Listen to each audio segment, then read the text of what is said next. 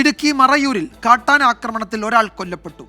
ചെമ്പക്കാട്ടിൽ വിമലാണ് മരിച്ചത്. വനത്തിനുള്ളിൽ fire line തെളിക്കാൻ പോയ സമയത്തായിരുന്നു ആക്രമണം. ആശുപത്രിയിൽ എത്തിച്ചപ്പോഴേക്കും അദ്ദേഹം മരിച്ചിരുന്നു. രാഹുൽ വിജയൻ വിവരങ്ങൾ നൽകും ഇടുക്കിയിൽ നിന്ന്. രാഹുൽ, എന്തൊക്കെയാണ് മറ്റു വിശദാംശങ്ങൾ ഈ ഘട്ടത്തിൽ ലഭ്യമാകുന്നത്? മൃതദേഹം ബന്ധുക്കൾക്ക് എപ്പോൾ വിട്ടുകൊടുക്കും?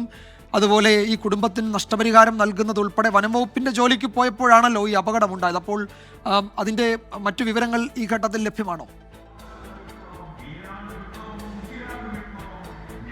വിജയകുമാർ, ഇന്ന് രാവിലെ 9 മണിയോടുകൂടിയാണ് വിമൽ എന്ന ആളുടെ മരണം സംഭവിക്കുന്നത്, കാട്ടാന ആക്രമണത്തിൽ മരണം സംഭവിക്കുന്നത്. ചിന്നാർ വന്യജീവി സങ്കേതത്തിൽ വെച്ചാണ് കാട്ടാന ആക്രമണം ഉണ്ടായത് എന്നുള്ളതാണ് ഏറ്റവും പ്രധാനപ്പെട്ട കാര്യം.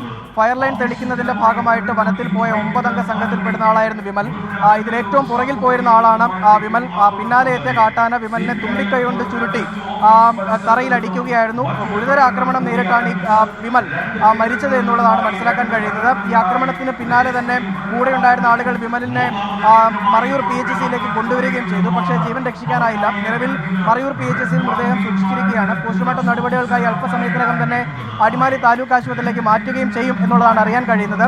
വിമലിന് നഷ്ടപരിഹാരം ഉൾപ്പെടെയുള്ള കാര്യങ്ങൾ നൽകുന്നതിനുള്ള നടപടി തുടങ്ങിയിട്ടുണ്ട് എന്നുള്ളതാണ് വനം വകുപ്പും വ്യക്തമാക്കുന്നത്. എന്തായാലും കാട്ടാനക്കലിയിൽ ഒരു ജീവൻ കൂടി നഷ്ടപ്പെട്ടിരിക്കുന്നു എന്നുള്ളതാണ് ഏറ്റവും ആശങ്കപ്പെടുന്ന കാര്യം, ഏറ്റവും സങ്കടപ്പെടുത്തുന്ന കാര്യവും.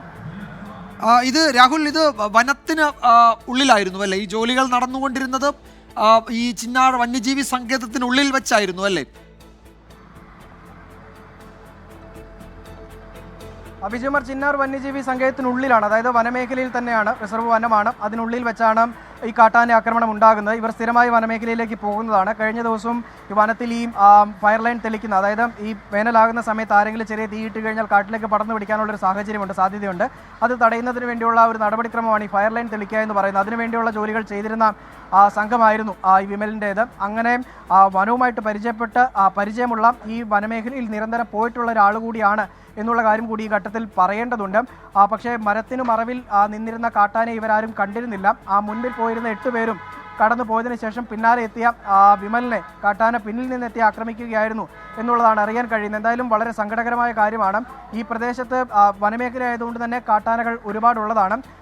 ജനവാസ മേഖലയിൽ നിന്ന് കടന്നൊരൽപ്പം മാറിയിട്ടാണ്. അതുകൊണ്ട് തന്നെ ജനവാസ മേഖലയിലേക്ക് ആനകൾ ഇറങ്ങാറുണ്ടോ എന്നുള്ള കാര്യത്തിൽ ഒരു വ്യക്തതക്കുറവുണ്ട്. എന്തായാലും വനത്തിൽ വെച്ചാണെങ്കിൽ പോലും കാട്ടാന ആക്രമണം നേരിട്ടത് ഈ വനവുമായി ബന്ധപ്പെട്ട വനം വകുപ്പുമായി ബന്ധപ്പെട്ട ജോലിക്ക് പോയപ്പോഴാണ് എന്നുള്ളത് വളരെ പ്രധാനപ്പെട്ട കാര്യമാണ്. കാട്ടാന എത്തുകയാണ് എങ്കിൽ ആ കാട്ടാനകളെ തുരത്താൻ വേണ്ടിയിട്ടുള്ള ഏതെങ്കിലും തരത്തിലുള്ള സംവിധാനങ്ങൾ ഇവരുടെ കയ്യിൽ ഉണ്ടായിരുന്നില്ല എന്നുള്ള കാര്യം കൂടി അറിയാൻ കഴിയുന്നുണ്ട്. ഇങ്ങനെ വനമേഖലയിൽ ജോലിക്ക് പോകുമ്പോൾ പ്രത്യേകിച്ച് ഈ കാട്ടാനകൾ ഉൾപ്പെടെ വലിയ പ്രശ്നമുണ്ടാക്കുന്ന ഒരു വനം കൂടിയാണ് ഈ ചിന്നാർ വന്യജീവി സങ്കേതം. അവിടെ ജോലിക്ക് പോകുമ്പോൾ വനംവകുപ്പിൻ്റെ തന്നെ ജോലിക്ക് പോകുമ്പോൾ അതുമായി ബന്ധപ്പെട്ട് ഏതെങ്കിലും വന്യജീവി ആക്രമണം നേരിടേണ്ടി വരികയാണെങ്കിൽ അത് തടയുന്നതിന് വേണ്ടിയുള്ള എന്തെങ്കിലും സംവിധാനം കൂടി ഇവരുടെ കയ്യിൽ ഏർപ്പെടുത്തേണ്ടതാണ്. അല്ലെങ്കിൽ ഏതെങ്കിലും RRT അംഗങ്ങളെ ഇവരുടെ കൂടെ വിടേണ്ടതായിരുന്നു. അത്തരമൊരു നടപടി ഉണ്ടായിട്ടില്ല എന്നുള്ള കാര്യം കൂടി മനസ്സിലാക്കുന്നുണ്ട്. എന്നിരുന്നാലും ഒരു ജീവൻ നഷ്ടപ്പെടുന്നത് അത് സങ്കടമുണ്ടാക്കുന്ന കാര്യമാണ്. കാട്ടാനക്കലിയിൽ ഒരു ജീവൻ നഷ്ടപ്പെട്ടിരിക്കുന്നു എന്നുള്ളത് വളരെ പ്രധാനപ്പെട്ട ഒരു കാര്യം കൂടിയാണ്.